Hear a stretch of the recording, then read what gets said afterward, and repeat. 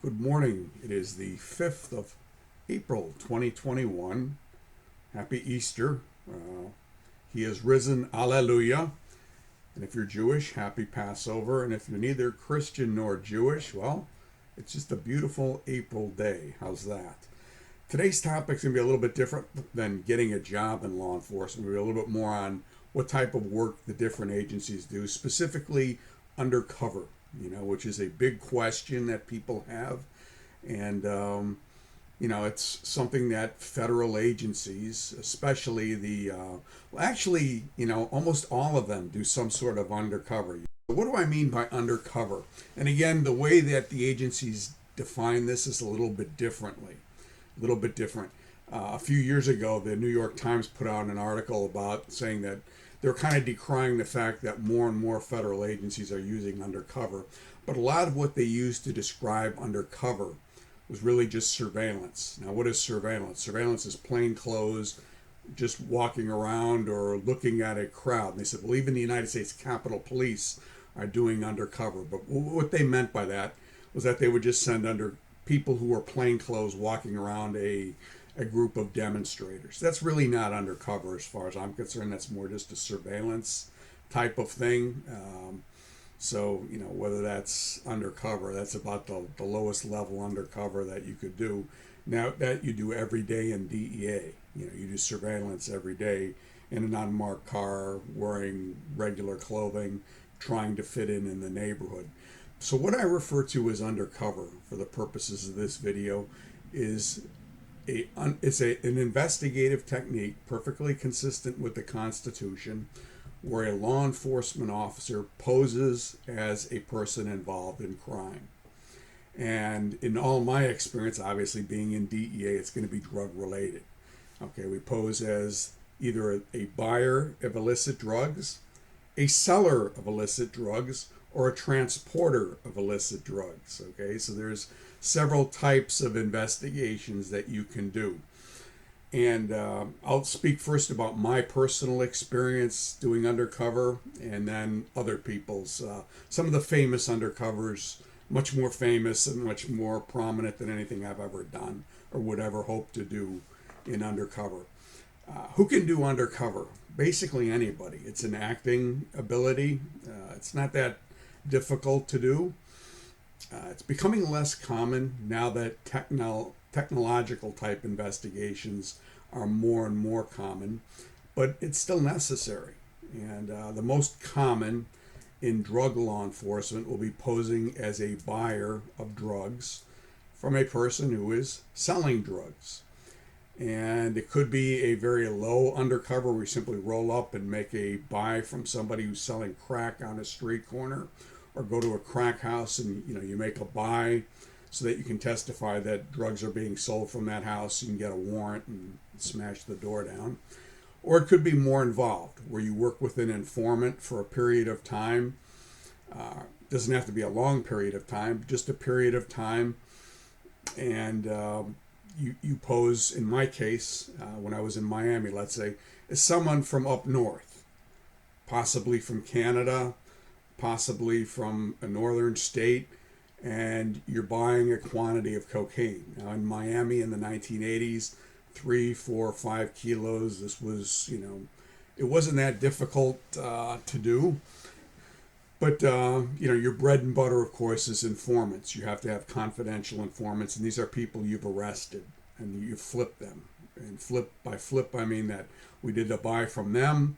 We've convinced them that, if they cooperate with us, that they will get a lighter sentence, that will make their cooperation known to the judge. And, it's either that or you go for the full term, imprisonment. So they decide to cooperate with us. It allows them to remain out on bail while they do it. And the first step, obviously, in doing that is you completely debrief your informant. Secondly, you come up with a cover story, which is simply a story that, like say, I'm going to be the buyer of the drugs. You're going to tell this source, whoever it is, that you've got a friend from up north and he wants to buy 3 or 4 kilos and he won't front me the money to do it. He wants to hold on to the money. And that's important because you don't want the informant controlling the buy. You want an undercover officer controlling the buy, an agent or an officer. The third thing you have to do is get some phony ID. Not phony ID, it's actual ID, but in a false name. And basically just enough to, if anybody would pat you down and search you, they'd find your wallet, find your out-of-state driver's license. There's nothing on there that's unusual. Certainly you get rid of your badge, your credentials. You don't carry any of that with you. You don't carry your handcuffs with you ever. Undercover. You do carry your gun. Okay, your gun you can explain away. Guns and drugs go together. But handcuffs, it's either a ripoff or the police. And certainly your badge, creds, you get rid of your regular wallet. And once you've done that, you're ready to go. And again, DEA undercover is mostly short-term undercover. So, I mean, you're working in the office and this afternoon you've got an undercover buy set up. It's not the long-term Donnie Brasco type of thing that the FBI does, although we have had some of that. Most of it is just, today you're going undercover, tomorrow the guy across the aisle from you in the office is doing undercover, or he might be doing 2 undercover buys, later on. And they're not really buys because the amount of drugs involved are so much that the government doesn't have that much money.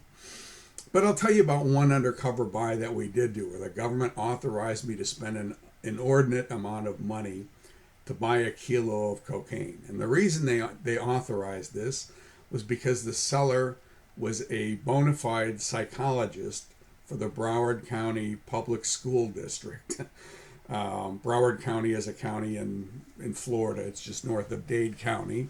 And because the DEA could milk it for some publicity, they said, we want you to do the first buy. Go ahead and spend $27,000, which is outrageous. Cocaine, the cheapest I've ever been offered cocaine undercover was $11,000 a kilo. This guy wanted $27,000. We were being ripped off like nobody's business. But they said, go ahead and make the buy just so we can stack the charges on this guy. So the first buy was quite simple. I just went out to his vehicle, looked at it, tested it a little bit. They give you an undercover test kit. It was good. I gave him the money, took the drug, sent it to the lab. It's 90% pure, whatever it is. That's good. Then the second buy, I said, we're gonna lock this guy up. And they had followed him. He immediately, what he would do, like a trained monkey, as soon as he got the money, he went to his source of supply, who was a Colombian in Miami, and delivered it. So we had a good idea where he was going. It was a strip mall, a clothing store, and he went in there and paid off the guy. And then the second buy, where we were going to arrest him, of course, you do pre-surveillance on him. Your team does pre-surveillance. They followed him up. I met him in the Bennigan's, which used to be a restaurant. I don't know if it's even still in business, but it was up in Coral Springs, which is way up north. And I looked at it, said, this is good, let me go get my money. Of course, when you put up the trunk of the car, that's the cavalry comes in. They locked the guy up, and I just told him right off, look, you idiot, I was a cop. You're fried. Either you tell us, who the source is, and deliver the money to him, and we lock him up, or you're going to eat this whole thing, and we're running your picture on the 5 p.m. news. Which at that point he started crying and everything, and I said, okay, calm down, please. It's not that bad. We're not bad guys. We're here to help you, And he did, and he turned in his source, and we made the money delivery to him, locked up the source, and the guy gave a full confession, pled guilty, and all the judge gave him was 2 years, which really was not good.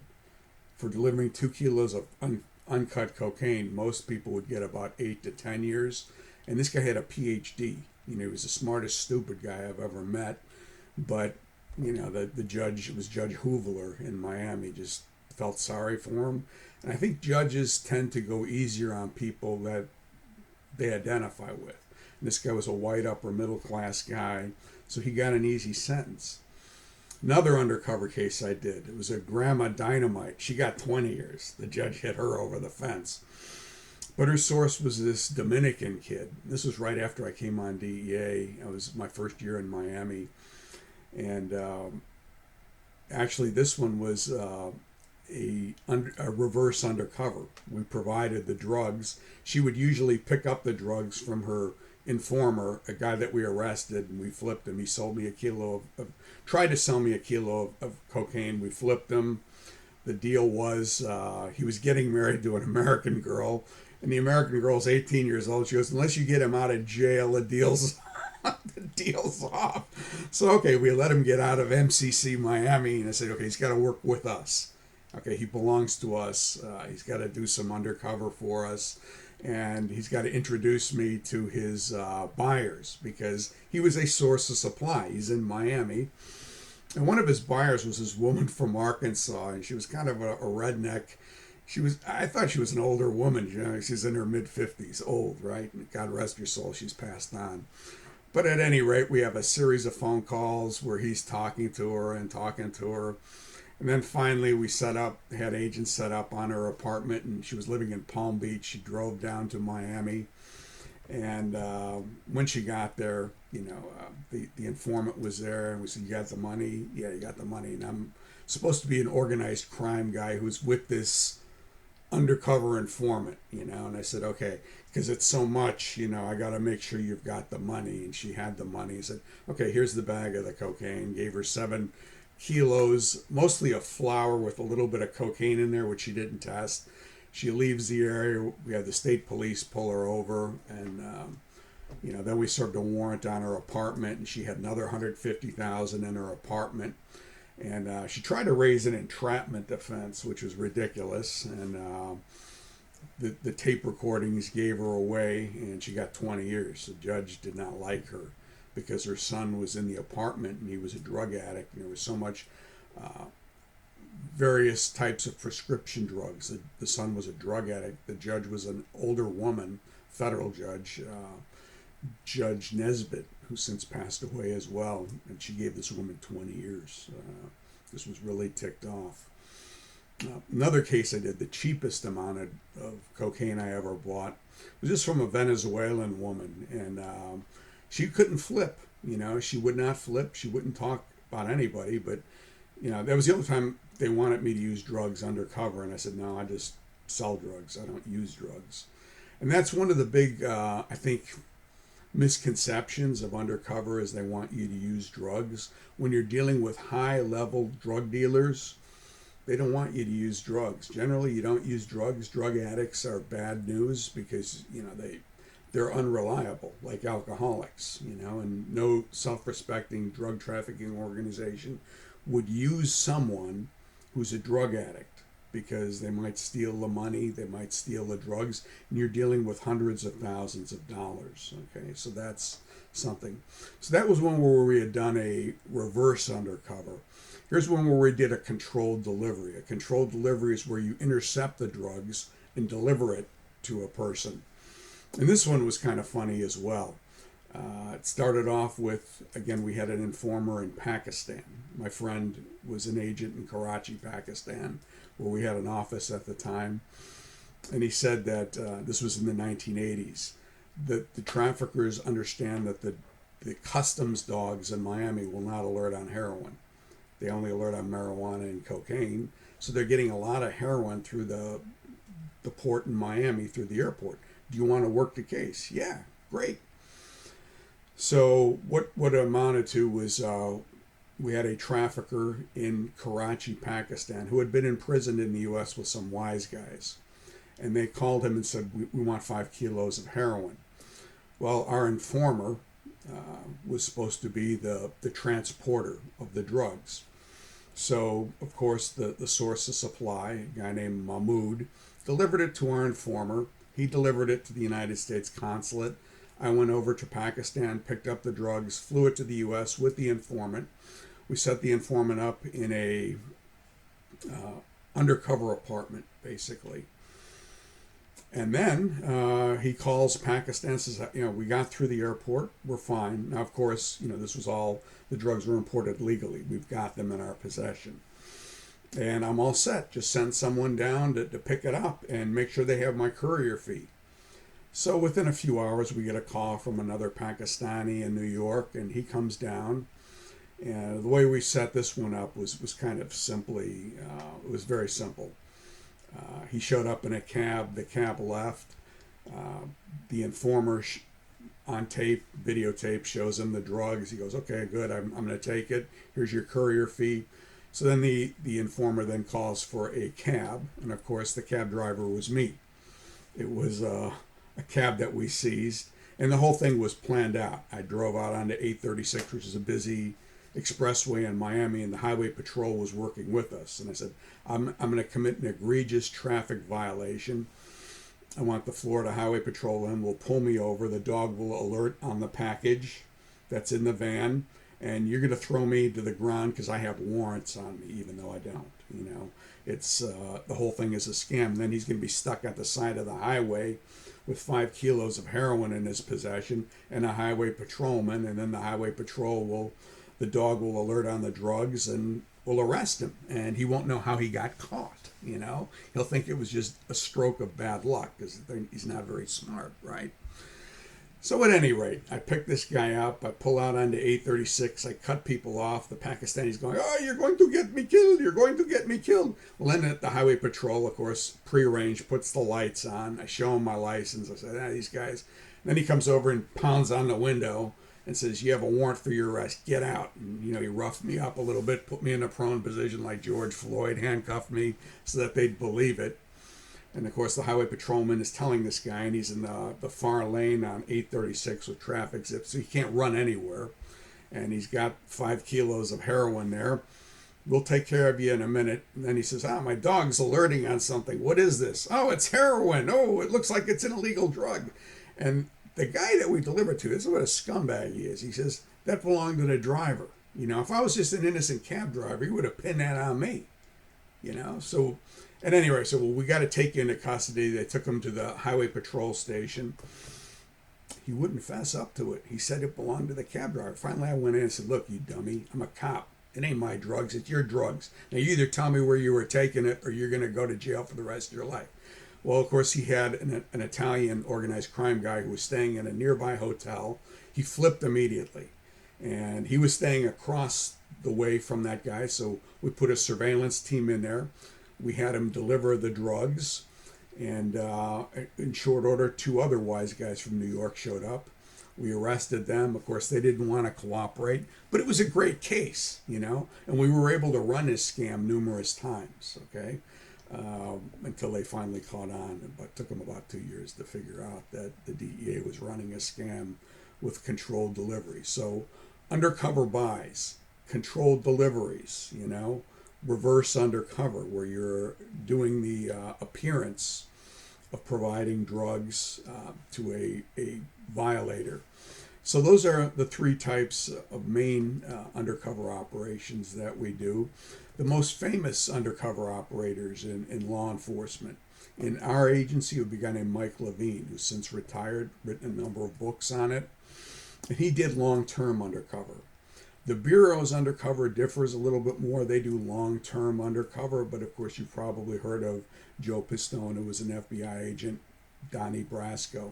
Another one, an FBI agent named Mike Garcia, who passed off as an Italian and infiltrated the Gambino crime family. ATF had an agent who joined the Hells Angels on a long-term undercover operation. Those are much more difficult to do. Because again, it's long term, and the surveillance is going to be much less on those people, and it's much more risky for them than a short term undercover, such as we tend to do. And DEA also had long term undercover as well. We had what was referred to as Operation Pisces in the 1980s, where we set up a money laundering operation. And it was set up with special exemption from the Attorney General, and these knuckleheads would bring in their money, and you know, we had a DEA agent as a secretary and another DEA agent doing the money laundering operation. And of course, we took our cut of it, and we would invest it then in various properties unbeknownst to the crooks. And this went on for a period of time, and then of course all those properties became the property of the government, and the people doing the money deliveries got prosecuted. But then the drug traffickers got wise. You know, the money and the drugs, they had separate cells that handled that. So undercover is a lot of fun if you're able to do it. You know, do it when you enter an agency. And it's the most fun you can have legally, as far as I'm concerned. Unfortunately, the number of undercover operations is getting shorter now, or becoming fewer. And the reason for that is just quite simple. It's that we're relying a lot more on tech, intercepting cell phone calls and that sort of thing. So hopefully it's been a little bit helpful to you. Um, it's something that you'll have an opportunity to do if you enter a federal agency, an investigative agency, probably with the exception of the Secret Service. They don't do too much undercover, but the FBI, they have the opportunity to do it, but theirs is long term. The ATF, ICE, DEA, they do quite a bit of undercover. So hope you enjoyed it, and look for you on the next video.